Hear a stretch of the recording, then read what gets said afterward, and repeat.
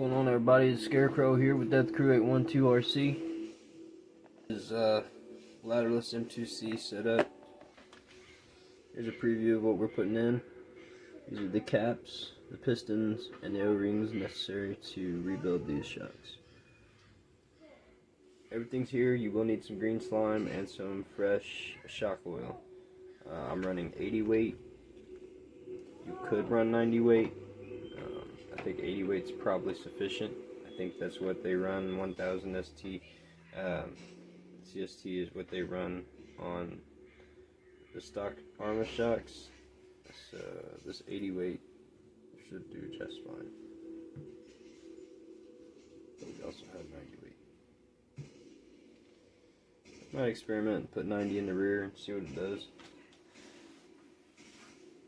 Stay tuned. You don't have to rebuild your lowers doing this, but I like to just, do it the quick, easy way because I got a brand new setup. So, shock from ARRMA FIRETEAM, or Creighton, probably Italian. A lot of different cars have similar shocks. But yeah, starting with this factory shock, what we're gonna do is go ahead and compress the spring. Push up on the retainer for the spring, slide it out like so,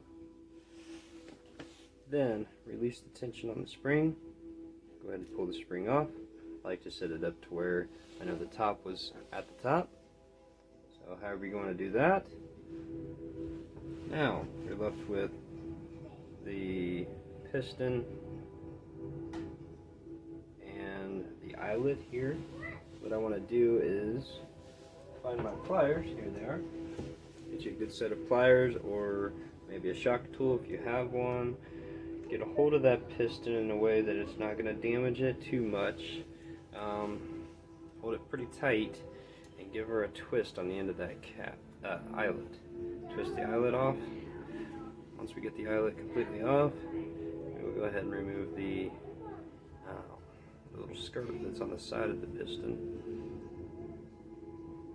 Around the piston, a little piston skirt, I guess you'd call it. I'm not sure what you'd call that, but it's just a little protective rubber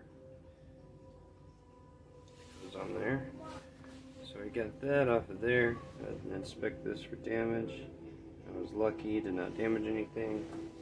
Now we're going to go ahead and slide this skirt I was talking about off. Now when you remove this, I like to give it a first of all, remove it from the top, and then it slides off pretty easily usually. Now that we have that off of there, we have to get this cap off. So, what I like to do is give me something long and straight like this to loop the hole, or it's a little overkill, but it works. Grab the outer side of the piston cap.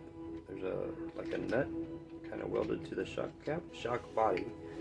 So you grab that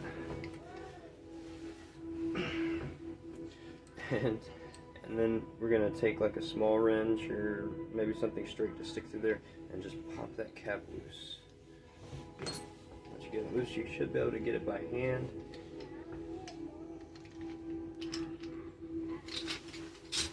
That. Go ahead and remove the cap. Going to be full of oil. Well, mostly full of oil. So since there's a bladder in there, there's a bit less oil than what you would run in the M2C version. But I have this handy little glass jar. I'm going to pour this oil into there so that I can possibly reuse it if need be.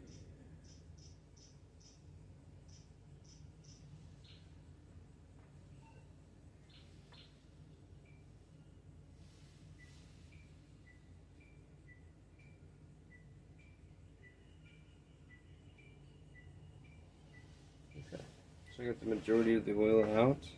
Now I can go ahead and press my piston up through the shock body slowly. Granted, there will be some more oil coming out. And then when you get to the threads on the bottom, on the O-ring. There's an O-ring inside the bottom of this. When you get to that point, grab the piston and twist it to the left as you pull up. That will help minimize damage to that O-ring. Once you get the piston pretty much removed, you can see there's no damage, no sign of damage to the O-ring on the threads. So that's something to look out for. Once you have that fully removed, you can set your shock body to the side, grab a hold of the piston, get you a socket. Let me tell you what size that is. Looks like a 5mm socket.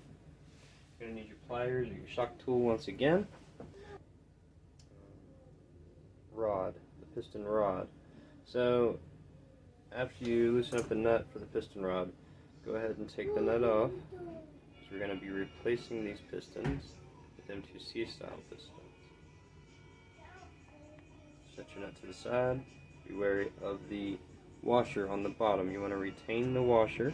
We're going to be using that in the future. Set your piston to the side. Grab up your new piston. Now these pistons have little cutouts on the bottom. I don't know if you can see, but there are cutouts on the bottom. So some on the top you have smaller holes, on the bottom you have larger holes with the cutout, I believe. Now the holes are the same all the way through, but you do have cutouts on this side. Sorry, the factory pistons have larger holes on one side, but those cutouts want to go toward the bottom. So I want to twist it, place it on the bottom. Make sure your washer is still there. Grab your nut. Go ahead and start your nut by hand. If you can manage it. There we go. Got it started. Now I'm going to take my 5mm socket and torque it down. Get it pretty tight. Not overly tight, but pretty tight. So that it doesn't fall off. And unfortunately my hands have a shitload of shock oil on them right now, so I'm going to wipe that off, as well as grab a ratchet. I've got a 1/4" ratchet right here I can use to tighten this up with. It's all snap-on, so it's really difficult to get off the ratchet itself. Here we go. Alright, on the on position, and we're just going to give it a little bit extra. So we torque it down by hand, and just a little bit, maybe 1/4 turn extra.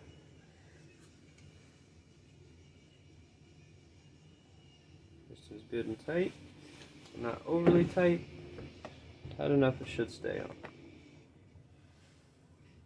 Now we can place our O-ring around the piston.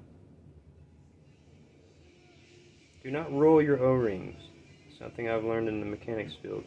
Do not roll your O-rings. Simply stretch them and place them into position. Now that we have that fully disassembled, I like to grease the O-ring a bit. So I take a little bit of that shock oil and put it around the O-ring so that O-ring's good and lubed. Now, if you have any, it's a good idea to take some of this green slime and put on the threads here.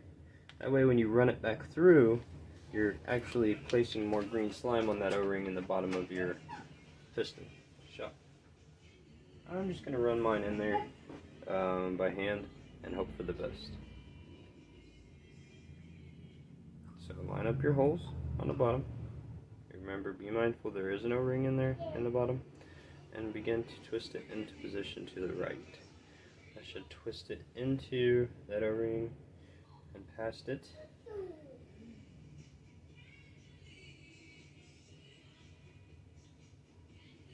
Applying small amounts of pressure while twisting should get it on through there. Bottom part is the more tricky part. Doesn't like to get past that last part there. There we go. Alright, so we're gonna wipe off the excess oil that I've accumulated. AIM 80 weight oil. I'm gonna go ahead and top off the system. So first I'm gonna go ahead and push the piston up part of the way, and pull it back down all the way.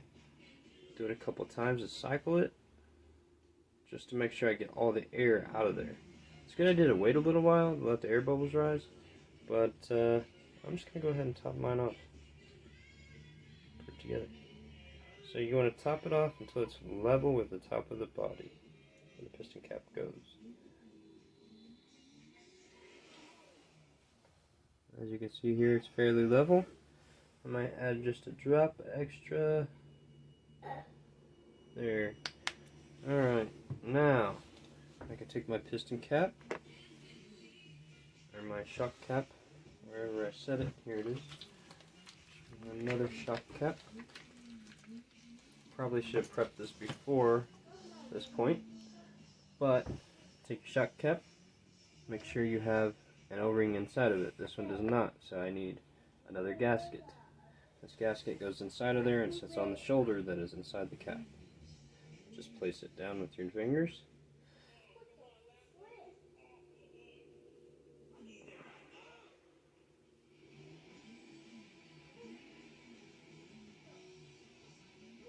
Get it wiggled down into position, trying not to spill shock oil at the same time because I wasn't proactive and did not prep this ahead of time.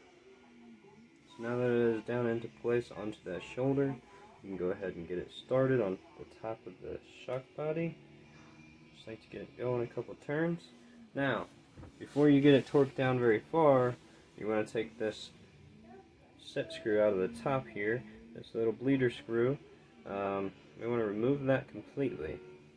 So completely remove the bleeder screw. Now you can torque down your cap. Just go ahead and tighten it as far as you can get it by hand. A little extra there until it's pretty well snug. Now I'm going to take my ratchet, or my wrench, adjustable wrench, and hold the top part here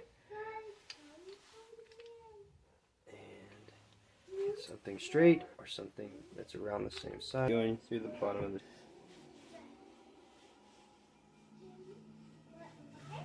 okay. Now I like to pull the piston all the way to the bottom, make sure that we get all the air out of the system, and then I'm gonna take what oil I poured out of there, the ARRMA oil, not sure what brand they use, and go ahead and pour it back in, which the shock is onto this piston and to the shock. The shock itself is not going to have enough oil simply from this ARRMA oil. You're going to need to purchase yourself some 80 weight or 90, possibly 90 weight shock oil and give that a shot. So this, take a wrench, small wrench, and just give her a little bit of a torque. Find the right spot. You want to do about a quarter of a turn. Just kind of smash into that gasket that we put in there earlier. Slip your wrench, remove the wrench, set your other wrench down. Now it's time to go ahead and put the set screw back in. The bleeder screw, sorry. So bleeder screw going back into the shock cap. Once you get it in there, give it a little bit of a snugging. Let's get one more ugga dugga on the other side instead of the ball end.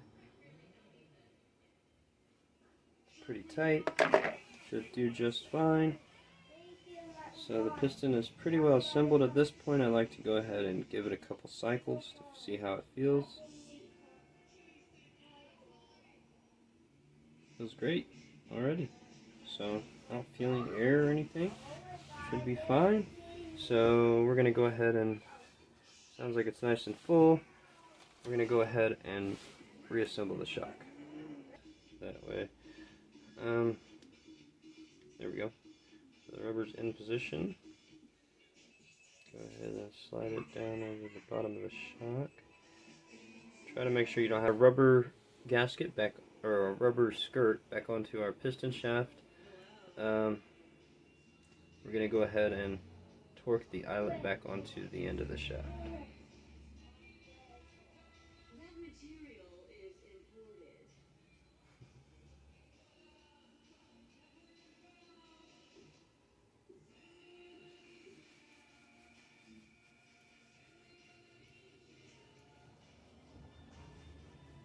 it as far as you can by hand.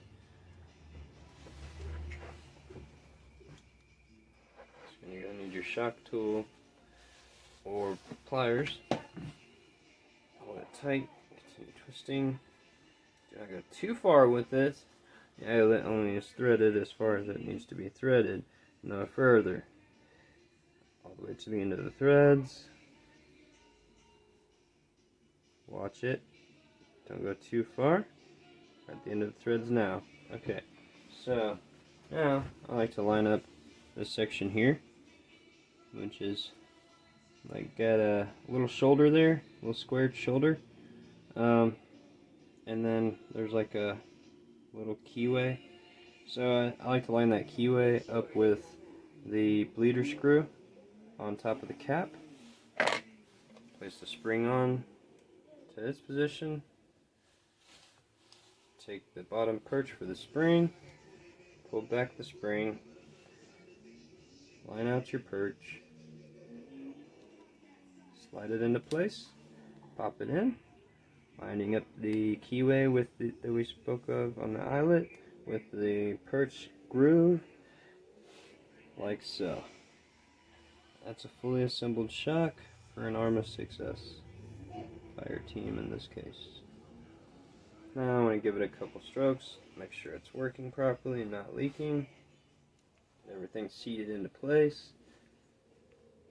Still and smooth. Nice and smooth already. Okay. I think we're done with this one. You can go ahead and place it back on the vehicle.